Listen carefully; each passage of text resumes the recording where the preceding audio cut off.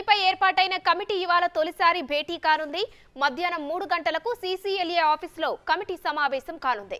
ప్రజావాణిలో అధికంగా ధరణిపైనే కంప్లైంట్స్ వచ్చాయి. ఈ నేపథ్యంలో కమిటీ ఆ సమస్య పరిష్కారానికి కృషి చేయనుంది.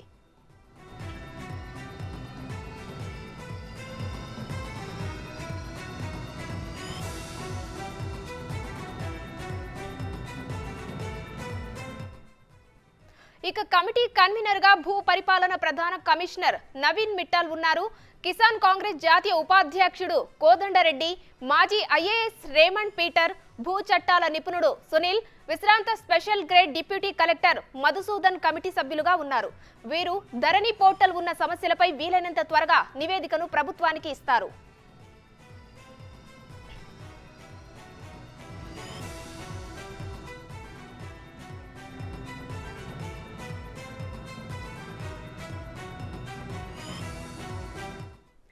ధరణిపై ఏర్పాటైన కమిటీ ఇవాళ తొలిసారి భేటీ కానుంది. దీనికి సంబంధించిన ఫుల్ డీటెయిల్స్ మా డిప్యూటీ బ్యూరో చీఫ్ సాదిక్ అందిస్తారు. సాదిక్, చెప్పండి, ధరణిపై ఏదైతే కమిటీ 5 సభ్యులతో కూడిన కమిటీని అయితే ఏర్పాటు చేశారో ఆ కమిటీ ఇవాళ తొలిసారి భేటీ కానుంది.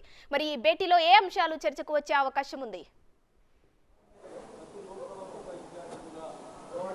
ప్రధానంగా మధ్యాహ్నం 3 గంటలకు ఈ ధరణిపై వేసినటువంటి కమిటీ తొలి సమావేశం ప్రారంభం కాబోతుంది. నవీన్ మిట్టల్ సీసీఎల్ఏ కమిషనర్గా ఉన్నారు. ఆయన సారథ్యంలో పూర్తి స్థాయిలో కూడా ఈ కమిటీ పూర్వపరాలన్నింటినీ కూడా అంటే ధరణి వచ్చినటువంటి సమస్యలను అన్నిటిపైన కూడా బేరీజు వేసుకొని కొత్త యాప్ను తీసుకువచ్చే లక్ష్యంగా కూడా కాంగ్రెస్ ప్రభుత్వం అయితే చూస్తుంది. ఇందుకు భాగంగా భూమాత కొత్త పోర్టల్ తీసుకురాబోతుంది. సో ధరణిలో ఉన్నటువంటి సమస్యలు ఏంటి దానిపైన కూడా ఇప్పటికే అధ్యయనం చేసేందుకు గాను ఈ కమిటీ ఏర్పాటు చేసింది. అంతేకాకుండా ప్రజావాణి ద్వారా కానీ ప్రజల దగ్గర నుంచి కూడా చాలా మట్టుకు భూ సంబంధించిన సమస్యలు వస్తున్న నేపథ్యంలో ఎక్కడ ఏ సమస్యలు వస్తున్నాయి, ఎటువంటి భూములపైన వివాదాలు ఉన్నాయి, ఎటువంటి భూ సంబంధించిన వివాదాల్లో కోర్టు కేసు ఉన్నది, కోర్టు ఎందుకు కొన్ని అంశాలపైన కూడా అంటే తీర్పులు ఇవ్వలేకపోతుంది, దానిలో ఉన్నటువంటి ప్రధానమైన అడ్డంకులు ఏంటి అనే దానిపైన కూడా పూర్తి స్థాయిలో అయితే ఈ యొక్క కమిటీ అయితే అధ్యయనం చేయబోతుంది.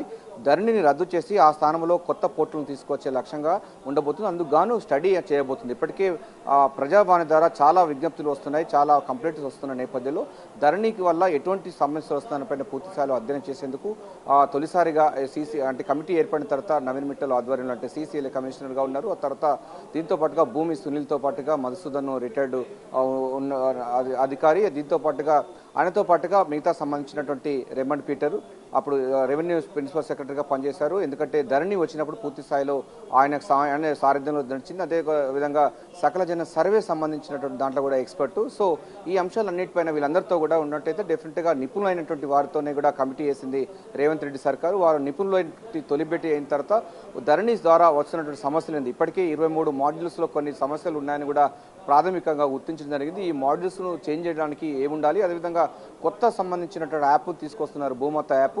దాంట్లో డీసెంట్రలైజేషన్ వికేంద్రీకరణ ద్వారా అంటే మండల స్థాయిలో జిల్లా స్థాయిలో పూర్తిగా ధరణి సమస్యలను లేదా భూ సమస్యలు రాకుండా ఫర్దర్ ఒక 100 సంవత్సరాల వరకు కూడా భూ సమస్యలు రాకుండా ఉండే విధంగా ఎటువంటి చట్టాలు తీసుకురావాలనిపైన కూడా చర్చ చేసే అవకాశం ఉంది. దీంతో పాటుగా ROR యాక్ట్ 2020 సంబంధించిన యాక్ట్ కూడా దానికి సవరణ చేయబోతున్నారు. ఎందుకంటే ధరణి అన్న పేరు మార్చి భూమాత సంబంధించిన పోర్టల్ రావాల్సిన అవసరం ఉంటుంది నేపథ్యంలో దానికి సంబంధించినటువంటి చట్ట సవరణ కూడా చేసే అవకాశాలు ఉన్నాయి. సో ఏదైనప్పటికీ ఈ యొక్క ధరణి సమస్యలపైన అధ్యయనం చేస్తున్న కమిటీ తొలిసారిగా సమావేశం కావడం అన్నది ప్రాధాన్యత సంతరించింది. వారు ఇప్పటి వరకు ధరణిపైన ఇప్పుడు భూమి సునీల్ కానీ లేకపోతే కోదండరెడ్డి కానీ ఇతర సంబంధించినటువంటి వాళ్ళందరూ కూడా సభ్యులందరూ కూడా ఈ ధరణి సంబంధించిన మీద ఇప్పటికీ కొంత వారికి పూర్తి నాలెడ్జ్ ఉంది.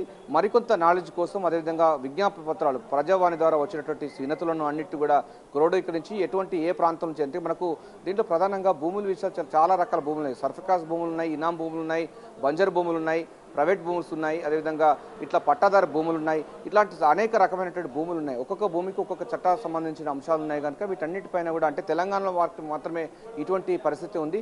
భూములు చాలా రకాలు ఉన్న నేపథ్యంలో ఒక్కొక్క దానికి ఒక్కొక్క యాక్టు గతంలో ఉన్నది. సో దీని అంశాలన్నిటిపైన కూడా చాలా సమస్యలు వస్తున్నాయి. అనుభవదారు కాలంను గత ప్రభుత్వాలు తీసివేయడం జరిగింది. ఇప్పటికీ వాళ్ళ అనుభవదారు కాలంలో 20-30 సంవత్సరాల నుంచి కూడా భూమిని కౌలు చేసుకుంటూ ఉంటున్నారు.